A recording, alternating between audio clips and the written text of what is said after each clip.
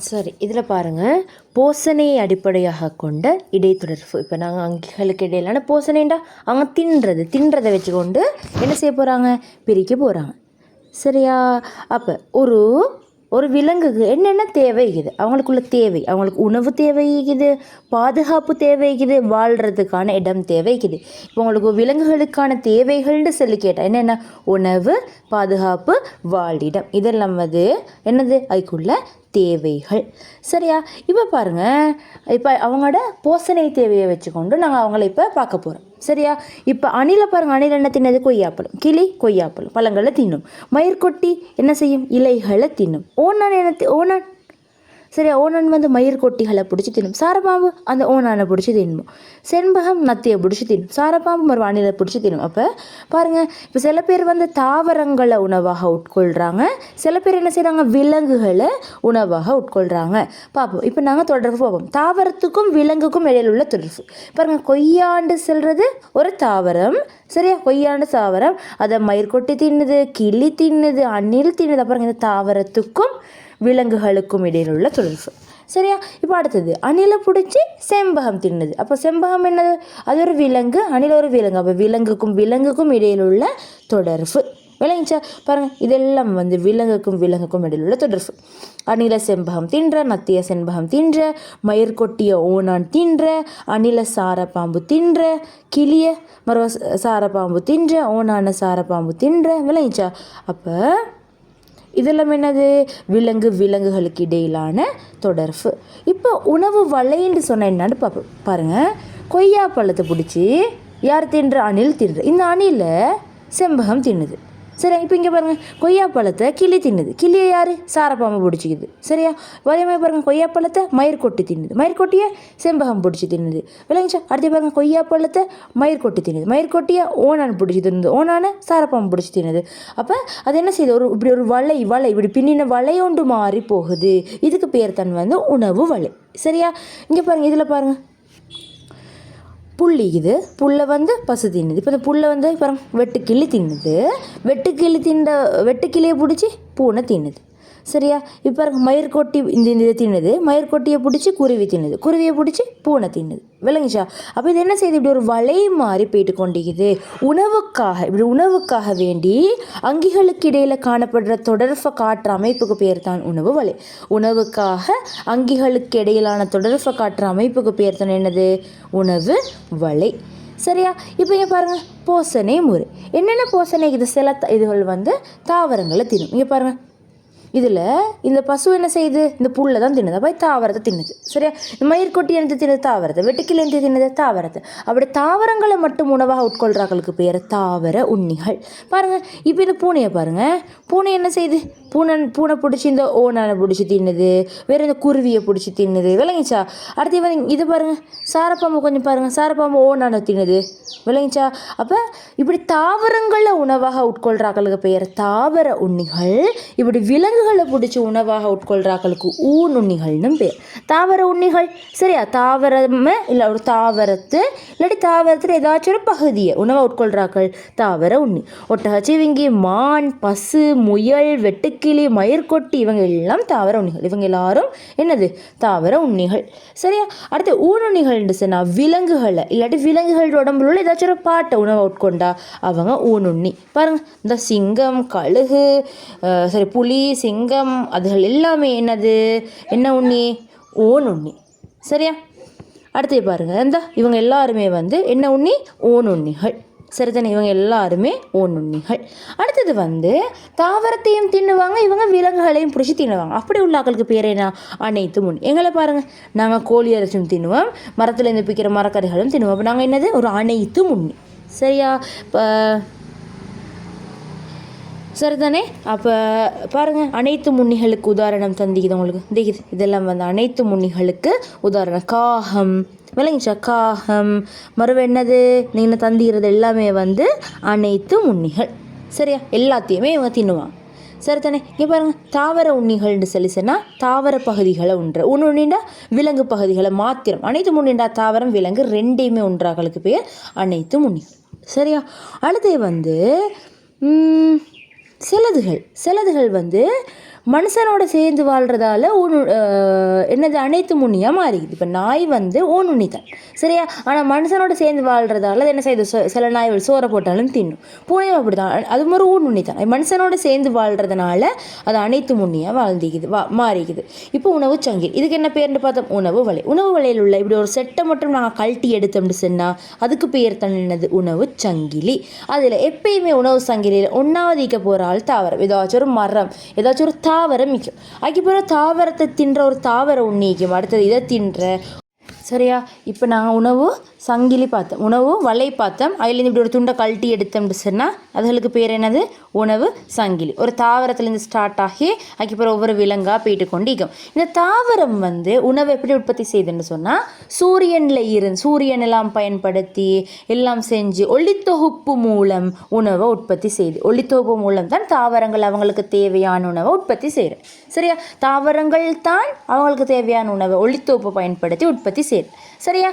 அப்போ அந்த அந்த உணவால் கிடைக்கிற சக்தி இந்த தாவரத்துள்ளுக்கு இருக்கும். அதை பிடிச்சி முயல் திண்டா அது முயலுக்கு போகும், முயலை பிடிச்சி திண்டா அந்த முயலுக்கு வந்த சக்தி இங்கேக்கு வரும். அப்போ ஒன்றாவது பிரதான சக்தி இங்கே யார் சக்தி ஆட்டைக்குதோ தாவரத்துட்டு. அப்போ மற்ற ஆக்களுக்கு அது போயிட்டு இருக்குது. அப்போ சக்தி என்ன செய்யுது, கடத்தப்படுது. அதுக்கு பேர் தான் என்னது, உணவு வலை. அந்த அமைப்புக்கு பேர் தான் உணவு வலை. பாருங்கள், தாவரத்தை பிடிச்சி தாவரத்தை ஆடு தின்னுது, ஆடை சிறுத்தை தின்னுது. பாருங்கள், பச்சை தாவரத்தை முயல் தின்னுது, முயலை வந்து சிறுத்தை தின்னுது. பாருங்கள், இதில் ஒன்றாவது எப்பயும் தாவரம் சரியா. அப்போ இது என்னது, ஒன்றாவது உள்ள ஆளுக்கு நாங்கள் முதலாவது இணைப்புன்னு சொல்கிறோம், ரெண்டாவது உள்ள ஆளுக்கு இரண்டாவது இணைப்பு, மூணாவது உள்ள ஆளுக்கு மூன்றாவது இணைப்புன்ற. அடுத்து வந்து இல்லாட்டி ஒன்றாவது உள்ள ஆளுக்கு உற்பத்தியாக்கின்னு சொல்கிறேன். அவர் தானே சக்தியை உற்பத்தியாக்குறாரு, அப்போ உற்பத்தியாக்கி. ரெண்டாவது வந்து யார் முயல், அவருக்கு சொல்கிற முதலாம் படிநுகரி. அடுத்து வருது ரெண்டாம் படிநுகரி, அதுக்கப்புறம் இன்னொன்று வந்து மூணாம் படிநுகரி இல்லைங்கச்சா. ஒன்றாவது உள்ளது உற்பத்தியாக்கி அதுக்கப்புறம் ஒன்றாம் படி நுகரி, அப்புறம் ரெண்டாம் படி நுகரி, அதுக்கப்புறம் ஒன்று வந்தால் மூணாம் படி நுகரி. இந்த உற்பத்தியாக்கி எப்பயுமே ஒரு தாவரம், முதலாவது இணைப்பும் உற்பத்தியாக்கியும் எப்பயும் ஒரு தாவரம் தான் சரியா. ரெண்டாவது வந்து தாவரத்தை தின்னக்கூடிய ஒரு தாவர உண்ணி. அடுத்தது ஒரு ஊனுண்ணி ஐக்கேலும் அனைத்து முன்னி ஏதாச்சும் உண்டாக இருக்கேலும். அப்போ இவர் உற்பத்தியாக்கி, இவர் முதலாம் நுகரி, இவர் இரண்டாம் படி நுகரி சரியா. இல்லாட்டி இவர் முதலாம் இணைப்பு, இவர் இரண்டாம் இணைப்பு, இவர் வந்து மூன்றாவது இணைப்பு சரியா. இப்போ ஒன்றாவது யார் உணவில் உற்பத்தி செய்கிற இந்த தாவரம் எதை பயன்படுத்தி, ஒளித்தொகுப்பை பயன்படுத்தி. தாவரங்கள் வந்து இந்த ஒளித்தொகுப்புக்கு யாரை பயன்படுத்துதுன்னு சொன்னால் நீரை, கார்பன் டை ஆக்சைடை, சூரிய சக்தியை, இதுகளெல்லாம் பயன்படுத்தி தாவரம் உணவு தயாரிக்கிற முறைக்கு பெயர் தான் என்னது, ஒளித்தொகுப்பு சரியா. இதனால தான் தாவரங்கள் என்ன செய்யுது, உற்பத்தி ஆக்கிகள்னு சொல்லி அழைக்கப்படுது சரியா. எங்கேருந்து இவங்களுக்கு சக்தி கிடைக்குது, இந்த ஒளித்தொகுப்பு செய்கிறதுக்கு சூரிய ஒளியில இருந்து கிடைக்குது. பாருங்கள், சூரியன்லேருந்து தாவரம் வந்து எடுத்து அப்புறம் இதை வெட்டு கிள்ளி அப்புறம் தவளை அதை வந்து இது தின்னுது சரியா. அப்போ இந்த உணவு சங்கிலியில் ஒன்றாவது வரப்போகிற ஆள் யாருன்னு சொன்னால் ஒரு தாவரமாக இருக்கும் சரியா. அது வந்து தெரிஞ்சுக்கணும் சரியா. அப்போ ஒளித்தொகுப்பு நடக்கிறது அவ்வளோ முக்கியம். அதில் தான் எல்லா அங்கிகளுமே என்ன செய்யுது, தங்கி காணப்படுது சரித்தானே. அடுத்தது வந்து இந்த உணவு சங்கிலியில் யாராச்சும் ஒருத்தர் இல்லாமல் போயிட்டு, உதாரணத்துக்கு புல்லை முயல் பிடிச்சி தின்னுது, இந்த முயலை பிடிச்சி ஒரு சிறுத்தை தின்னுது. இப்போ இந்த புல் இல்லாமல் போச்சுன்னு சொன்னால், புல் இல்லாமல் போனால் அதை தின்ற முயல்கள் என்ன செய்யும், குறையும். இதுகள் குறைஞ்சின்னு சொன்னால் இது தின்ற முயல்கள் வந்து புல் இல்லை, அப்போ தின்ற முயல்கள் குறையும். முயல்கள் குறைஞ்சா இதுவும் குறைஞ்சி சரியா. இப்போ இடையில யாராச்சும் தெரியல, இப்போ இந்த முயல் இல்லாமல் போச்சுன்னு சொன்னால் இந்த தாவரங்கள் என்ன செய்யும், கூடிக்கொண்டே போகும். இவங்க என்ன செய்வாங்க, குறைவாங்க. ஏன்னா அவங்களுக்கு சாப்பாடு இல்லை. அப்போ அப்படி ஒரு குழப்பம் கொண்டு வரும். இப்போ அதனால தான் இந்த பெண்டை வந்து மூங்கில மட்டும் தேன்ற. இப்போ மூங்கில் குறைஞ்சி வரதால பெண்டாடை இனமும் குறைஞ்சி கொண்டு வருது. அப்போ இந்த உணவு சங்கிலி அவ்வளோ என்னது முக்கியம் சரியா. இப்போ உங்களுக்கு உள்ள கேள்விக்கு முன்னுக்கு நோட்ஸ் வந்து எழுதுங்க. ஒன்றாவது நிப்பாட்டி எழுதுங்க. விலங்குகளுக்கு உள்ள தேவைகள், உணவு, பாதுகாப்பு, வாழிடம் சரியா. இது ஒன்றாவது பாயிண்ட் சரியா. அடுத்தது தாவர விலங்குகளுக்கு இடையில் தொடர்பு போட்டு ஏதாச்சும் 3 உதாரணம் சரியா. அப்படின்னு ஏதாச்சும் ஒரு தாவர உணவு என்னது, ஒரு விலங்கு கொண்டு பிடிச்சி தின்ற மாதிரி நீங்கள் 3 உதாரணம் எழுதணும். அடுத்து விலங்கு தொடர்பு சரியா. இங்கே இல்லாத ஏதாச்சும் 2 உதாரணம் எழுதணும் சரியா. அடுத்தது உணவு வலைன்னு சொல்லி போட்டுட்டு இந்த வரை விலக்கணத்தை எழுதணும். முதல் உணவுக்காக அங்கிகளுக்கு இடையில் காணப்படும் தொடர்பை காட்டும் அமைப்பு உணவு வலை எனப்படும், அதை எழுதணும் சரியா. அடுத்தது இந்த உணவு வலையை வரைஞ்சிக்கோங்க. இந்த உணவு வலையை வரைஞ்சிக்கோங்க. சரியா? வரைஞ்சிண்டு அடுத்தது வந்து போசனை முறைன்னு போட்டு, சரியா, போசனை முறைன்னு சொல்லி போட்டு தாவரத்தை அல்லது தாவரத்தின் பகுதிகளை மட்டும் உணவாக உட்கொள்பவை தாவர உண்ணிகள்னு போட்டு ஏதாச்சும் 3 உதாரணம். சரியா? அடுத்தது விலங்குகள் அல்லது விலங்கின் ஒரு பாகத்தை உணவாக உட்கொள்ளும் விலங்குகள் ஒன்று போட்டு ஏதாச்சும் 3 உதாரணம். சரியா? அடுத்து அனைத்து முன்னுண்டு சொல்லி போட்டுட்டு தாவரத்தையும் விலங்கிட பாகங்களை உணவாக உட்கொள்கிறது வந்து அனைத்து முன்னுண்டு போட்டு அதுக்கு ஏதாச்சும் 3 உதாரணம் எழுதணும். சரியா? அடுத்தது சில ஊனுண்ணிகள், இந்த மனிதனுடன் வாழ்ந்து ஊனுண்ணிகள் அனைத்து முன்னிகளாக மாறியுள்ளன என்று போட்டு உதாரணம் நாய், பூனை என்று சொல்லி எழுதணும். சரியா? அடுத்து உணவு சங்கிலி என்று சொல்லி போட்டு இந்த வரை விலக்கணத்தை எழுதிட்டு இதை எழுதணும். சரியா? இதை எழுதிட்டு அடுத்தது இதை வரைஞ்சிக்கோங்க. இப்படி இது லைட்டாக இப்படி வரைஞ்சிட்டு இவர் 1வது உள்ளாள் யார்? உற்பத்தியாக்கி தட்போசனி முதலாம் இணைப்பு. இதில் உள்ள மாதிரியே நீங்கள் எழுதிக்கோங்க. முதலாம் இணைப்பு, 2ஆம் இணைப்பு, 3ஆம் இணைப்பு. உற்பத்தியாக்கி முதலாம் படிநுகரி, 2ஆம் படிநுகரி, தட்போசனை தாவர முன்னே அனைத்து ஒன்று இல்லாட்டி ஒன்று இதை எழுதிக்கணும். சரியா?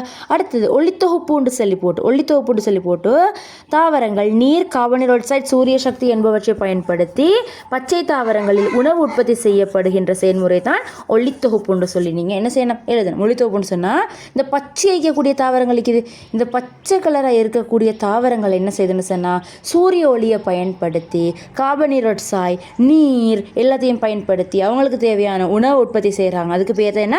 ஒளித்தொகுப்பு. ஒளித்தொகுப்புக்கு தேவையான காரணிகள்னு கேட்டால் நீர், கார்பன் டை ஆக்சைடு, சூரிய ஒளி, அதோட பச்சையம்னு கொடுக்கணும். ஏன்னா பச்சை தாவரமே அதனால்.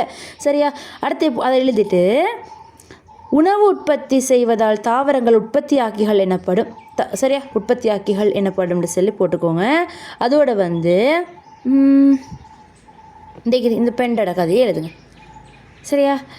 இப்படி எழுதுங்க. உணவு சங்கிலியில் யாதாயினும் ஒரு இணைப்பு அகற்றப்பட்டால் உணவு சங்கிலி நிலவுகைக்கு பாதிப்பு ஏற்படும். அங்கிகளின் அதிகரிப்பு அல்லது குறைவு ஏற்படும் எழுதிட்டு உதாரணம் தாவர உண்ணியான பெண்டா மூங்கிலை மட்டும் உண்ணும்.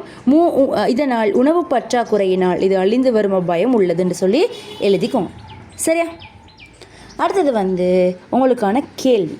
என்னென்ன கேள்வி? 1வது கேள்வி வந்து தாவர விலங்கு தொடர்பிற்கு உதாரணம் 2, விலங்கு தொடர்பிற்கு உதாரணம் 2. சரியா? அடுத்தது வந்து தாவர உண்ணிகளுக்கு உதாரணம் 2, ஊனுண்ணிகளுக்கு உதாரணம் 2, அனைத்து உண்ணிக்கு உதாரணம் 2. சரியா? அடுத்தது வந்து நீங்கள் இதை எழுதிக்கோங்க. இதை என்ன? தாவரம், ஆடு, தாவரம், ஆடு, சிறுத்தை. இதை எழுதி கொண்டு நீங்கள் எழுதுங்க. இதில் 1வது இணைப்பு, 2வது இணைப்பு, 3வது இணைப்பை குறிப்பிடுக. அடுத்தது இந்த 2வது உள்ளதை எழுதிக்கோங்க. தாவரம், எலி, ஆந்தை. அதை எழுதி கொண்டுட்டு பின்வருவனவற்றை உற்பத்தியாக்கி 1ஆம் படிநுகரி, 2ஆம் படிநுகரி என்பவற்றை குறிப்பிடுக. அடுத்த கேள்வி, 1ஆம் படிநுகரி ஒரு தாவர உண்ணியா, விலங்குண்ணியா? சரியா? அடுத்த கேள்வி, ஒரு உணவு சங்கிலியில் முதலாவது இருக்கும் இணைப்பு யாதாக இருக்கும்? அடுத்தது ஒளித்தொகுப்பிற்கு தேவையான காரணிகளை குறிப்பிடுக. அதை எழுதுங்க. சரியா? ஒளித்தொகுப்பிற்கு தேவையான காரணிகளை குறிப்பிடுக. அதற்கு அடுத்தது உமக்கு தெரிந்த உணவு வலை 4 எழுதுக. சரியா?